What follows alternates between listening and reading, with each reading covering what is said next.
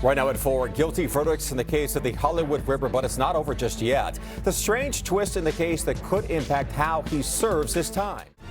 NBC4 News at 4 starts now.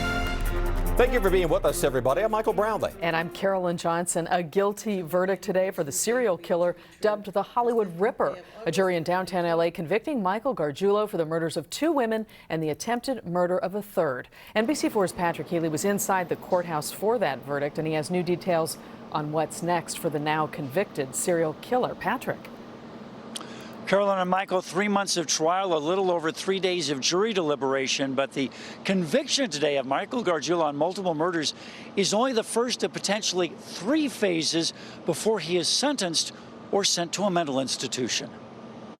We, the jury in the above entitled action, find the defendant, Michael Gargiulo, guilty of the crime of first-degree murder, guilty of the crime of first-degree murder. He barely batted an eye, much less flinched, as the clerk read the verdict that Gargiulo was a serial killer of young women he had stalked, invaded their homes, and used knives to brutally butcher. Convicted of murdering Maria Bruno in 2005 in El Monte, of murdering Ashley Ellerin in 2001 in Hollywood. She had been dating actor Ashton Kutcher. During trial, Kutcher testified she did not answer when he went to her home that night, and he thought the stain he could see on the floor was spilled red wine, not blood. Ellerin's father was in the courtroom. Are these your verdicts? Yes. Gargiulo also convicted of the 2008 attempted murder of a Santa Monica woman who fought back and caused him to cut himself. The recovered DNA and her testimony proving crucial.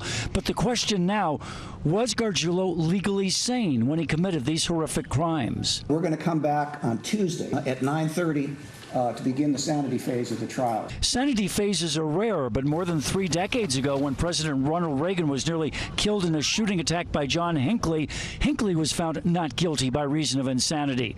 We asked veteran defense attorney Louis Shapiro, who was not involved in Gargiulo's case, what his defense will try to prove. The defense has to show that at the time of the incident, that the defendant was suffering from a psychiatric disease which prevented him from being able to tell the difference between right and wrong. Gargiulo's attorneys told the judge they expect the sanity phase could finish in 1 day or at most 2 before the jury is asked to make its next crucial finding. So if Gargiulo is found to have been insane at the time of these crimes, he would be sent to a secure mental institution. If not, there would be the penalty phase, and jurors would be asked to consider the death penalty. If not, again, he faces an additional murder count in Illinois. Now, coming up in our next report, what to expect during this sanity phase. Live at the Foltz Courthouse downtown, Patrick Healy, NBC4 News. All right, Patrick, we'll see you then. Thank you.